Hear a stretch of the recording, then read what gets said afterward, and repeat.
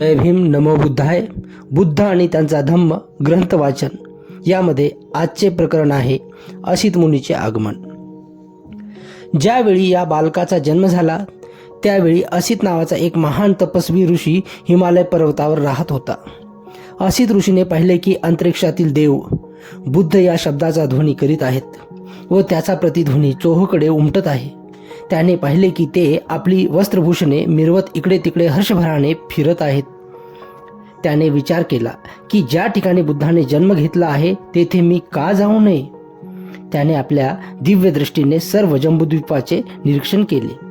तेव्हा शुद्धोधनाच्या ग्रही तळपणारे एक दिव्य बालक जन्माला आले असे दिसून आले. त्यामुळेच अंतरिक्षातील सर्व देव हर्षनिर्भर झाले आहेत असे त्याला दिसले. म्हणून तो महान ऋषी उठला आणि आपला भाचा नरदत्त याला बरोबर घेऊन राजा शुद्धोधनाच्या घरी आला व त्याच्या राजवाड्याच्या प्रवेशद्वारी उभा राहिला. तेथे त्याने लाखो लोक गोळा झाल्याचे पाहिले. तेव्हा तो द्वारपालाजवळ गेला आणि त्याला म्हणाला, अरे राजाला जाऊन सांग की दाराशी एक तपस्वी उभा आहे.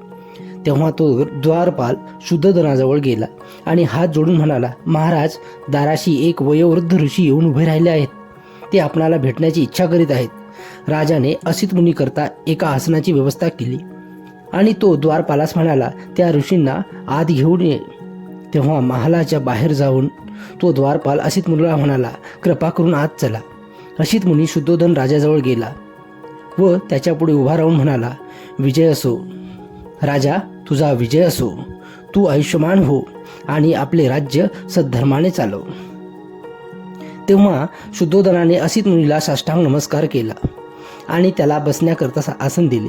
असित मुनी सुखपूर्वक स्थानापन्न झाल्यावर शुद्धोधन म्हणाला, हे तपस्वीन, यापूर्वी आपले दर्शन झाल्याचे आठवत नाही. आपल्या आगमनाचा हेतू काय असावा बरे? आपण इथे येण्याचे काय कारण? असित ऋषी शुद्धोधनाला म्हणाला, राजा, तुला पुत्र प्राप्ती झाली आहे. तुझ्या पुत्राला पाहण्याच्या इच्छेने मी इथे आलो आहे. शुद्धोधन म्हणाला, मुनिवर, बालक आता झोपला आहे. थोडा वेळ आपण थांबण्याची कृपा कराल का? ऋषी म्हणाला, राजा, असले थोर पुरुष जास्त वेळ झोपत नाहीत. हे थोर पुरुष स्वभावातच जागृत असतात. इतक्यात त्या महान ऋषीवर अनुकंपा दाखवून त्या बालकाने आपण जागे झाल्याची हालचाल केली. बालक जागे झालेले पाहता शुद्धोधनाने आपल्या दोन्ही हातांनी त्याला उचलून घेऊन ऋषीच्या समोर आणले. असित ऋषीने त्या बालकाला निरखून पाहिले. तेव्हा ते महापुरुषाच्या 32 लक्षणांनी व 80 शुभ चिन्हांनी युक्त असलेले त्यास दिसले. त्याने पाहिले की त्याचा देह शुक्र व ब्रह्मा यांच्यापेक्षाही अधिक तेजस्वी आहे व त्याचे तेजोमंडल त्याच्यापेक्षा शतसहस्त्रपटीने अधिक दैदिप्यमान आहे. असित ऋषीच्या मुखातून त्वरित उद्गार निघाले, निस्संदेह या पृथ्वीतलावर हा अलौकिक पुरुष अवतरला आहे. असे म्हणून असित मुनी आपल्या आसनावर उठले आणि आपले दोन्ही हात जोडून त्यांनी त्या बालकाला साष्टांग नमस्कार घातला. त्यांनी बालकाभोवती प्रदक्षिणा घातली आणि त्याला आपल्या हातात घेऊन ध्यानमग्न स्थितीत ते उभे राहिले. असित ऋषीला पूर्वीच्या सुपरिचित भविष्यवाणी माहीत होती. गौतमाप्रमाणे महापुरुषाच्या 32 लक्षणांनी युक्त असलेल्या पुढे 2च मार्ग असतात, तिसरा नाही. जर तो संसारी जीवनात राहिला तर चक्रवर्ती सम्राट होईल, पण जर ग्रहत्याग करून त्याने संन्यास घेतला तर तो सम्यक संबुद्ध असा बुद्ध होईल. असित ऋषीला खात्री होती की हे बालक गृहस्थी जीवनात राहणार नाही. त्या बालकाकडे पाहून अश्रू ढाळीत दीर्घ निश्वास टाकून तो ऋषी रडू लागला. असित मुनी अश्रू ढाळीत व दीर्घ निश्वास टाकत रडत आहे हे शुद्धोधनाने पाहिले. असित मुनी रडत असलेल्या पाहून शुद्धोधनाच्या अंगावर रोमांच उभे राहिले आणि त्याने व्याकुळतेने असित मुनींना विचारले, हे मुनिवर, अशा रीतीने का रडत आहात? अश्रू का ढाळीत आहात? दीर्घ निश्वास टाकीत आहात? माझ्या बालकाचे भविष्य निर्विघ्न आहे ना? हे ऐकून ऋषी म्हणाला, राजा, मी बालकासाठी रडत नाही. त्याचे भविष्य अगदी निर्विघ्न आहे. मी रडतो आहे माझ्यासाठी. का बरं? शुद्धोधनाने विचारले. ऋषी उत्तरला, मी वयोवृद्ध झालो आहे. माझं आयुष्य आता संपत आलं आहे. निश्चितपणे हे बालक बुद्ध होणार असून ते परमोच्च व सम्यक संबोधी प्राप्त करून घेईल. तदनंतर आजवर या पृथ्वी तलावर जे कोणी करू शकले नाही ते धम्मचक्र प्रवर्तन हे बालक करील. जगताच्या समृद्धीसाठी तो आपल्या महान तत्वाचा उपदेश करील.